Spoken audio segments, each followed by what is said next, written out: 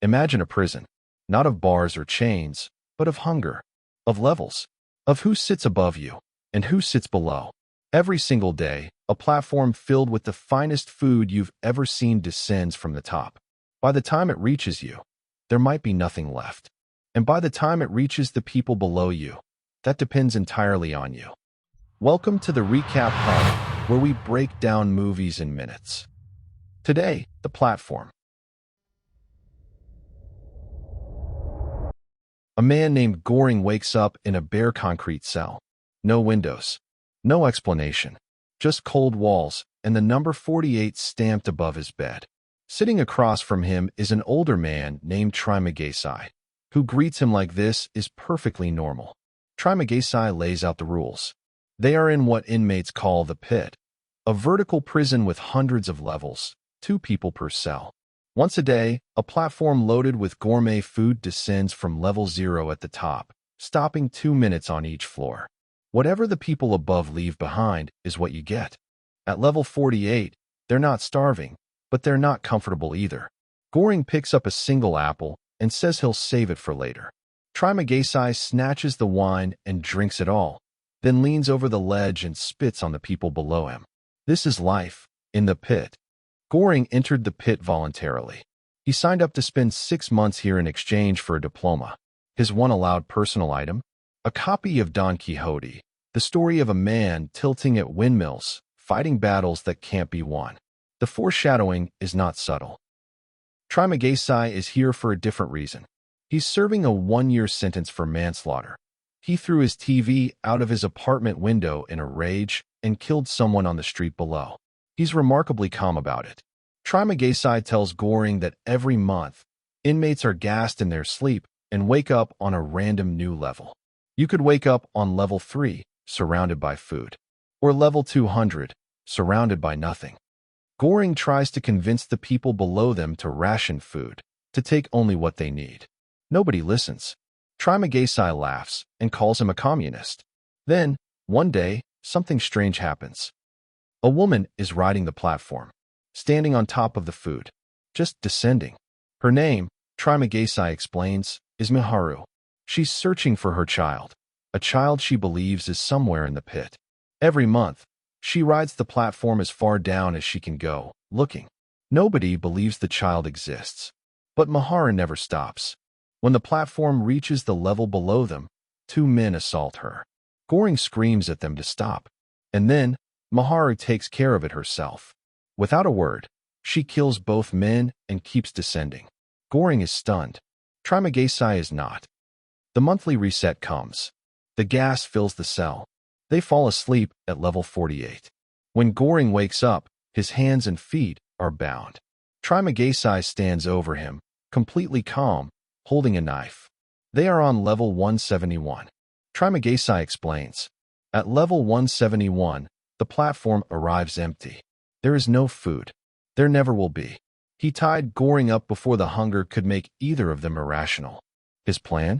To cut small strips of flesh from Goreng's thigh, just enough to keep himself fed, tending to the wounds so Goreng survives the month. He says this calmly, almost kindly. This is what the pit does to people. Days pass.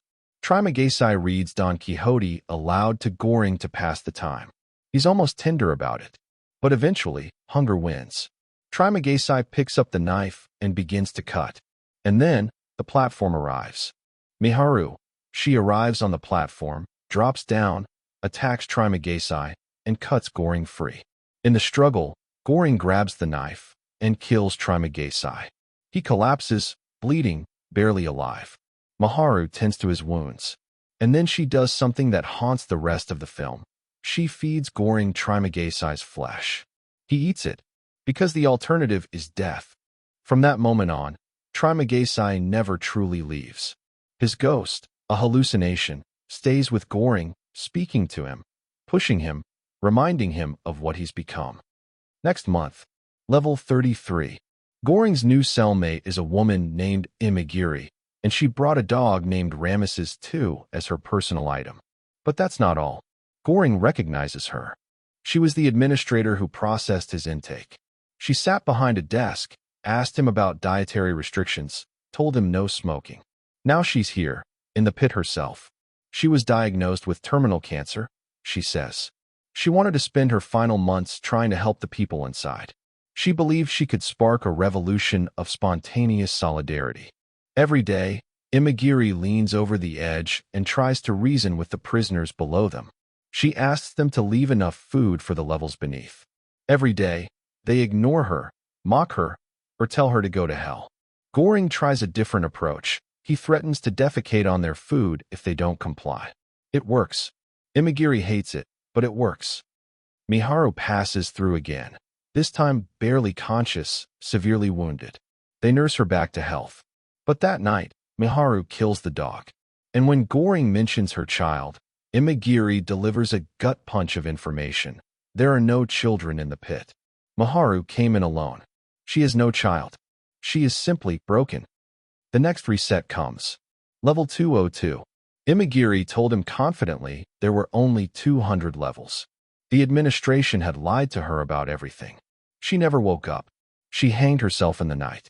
Goreng, now alone, starving on level 202, does what he must to survive. He eats her too. The hallucinations multiply. Trimagasi, Imoguiri, both of them whispering to him. Level 6. Goreng wakes up to a feast.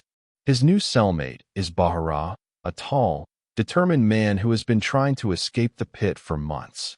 His personal item is a rope. He spent weeks convincing the people on level 5 to help him climb up, and they agreed. He throws the rope up, starts climbing, and at the last second, they push him back down and defecate on him. That night, Trimagasi's hallucination visits Goreng again. He tells him to recover here, to eat well on level 6, and forget the people below. But Goreng has another idea. They board the platform at level 6 and begin their descent. Their rule: the first 50 levels eat every day, they don't need extra. Levels 51 and below receive ration portions. Anyone who takes more than their share gets the message delivered physically. It gets violent fast. They fight their way down level by level, dealing out portions and punishment in equal measure. Then they meet an older man in a wheelchair named Brambang. He tells them they're going about it all wrong. Violence won't change the system. The administration won't even notice. If they want to send a real message, he says, they need to send something the administration will understand. Leave the Panna Cotta untouched. Just one dish. A specific dish the administration prepares every day. If it returns to level 0 completely intact, it will tell them, someone down here has discipline. Someone down here has self-control. The message needs no words. They protect the Panna Cotta. They descend. And the further down they go, the worse it gets. Below level 200, most people are dead or completely insane. Then they find Miharu. Again, she's been stabbed, brutally, by prisoners on a lower level. Goreng and Baharat leap to defend her and fight off her attackers, but the damage is done. Miharu dies from her wounds. Both men are left critically injured, bleeding heavily, barely able to stand. The platform keeps descending. The platform stops at level 333. They step off, assuming this is the bottom. The platform keeps going. They're stranded. The temperature in the room doesn't change, which means the administration isn't watching, which means no rules apply here. And then they see something under the bed. A child. A little girl, starving, barely conscious, but alive. She has Miharu's face. Miharu was right. The child was real. She was here the whole time, at the very bottom of the world, surviving on nothing. Baharat still holds the Panna Cotta. The message, the symbol. For a moment, neither of them moves. Then Goreng makes a decision. The girl is more important than the symbol. They give her the Panna Cotta. She eats. They pass out. When Goreng wakes, Baharat is dead from his wounds. The hallucination of Trimagasi appears one last time. He tells Goreng his journey is over. Goreng says he needs to ride the platform back up, to be the bearer of the message. Trimagasi smiles. The message, Trimagasi says, requires no bearer. Goreng steps off the platform. He lets the girl go alone, up through the darkness, through every level, past every hungry face, toward level 0. She is the message. Not a plate of food, not a political gesture. A child who survived the very bottom of the world on nothing and lived. Whether she makes it, whether anyone at the top understands what they're seeing, the film leaves that to you. What it doesn't leave to interpretation is this. The system is still running. The platform is still descending. And somewhere right now, on some level you've never seen, someone is eating everything. And someone else is getting nothing. The platform is one of the most efficient social allegories in modern cinema. It's about greed, about hierarchy, about the people at the top who take more than they need, and the people at the bottom who are left with nothing, and about one man who decided, too late, maybe, to try and change that. If you made it to the end of this breakdown, you clearly love films that make you think. Subscribe to the Recap Hub for more cinematic breakdowns just like this one. I'll see you in the next one.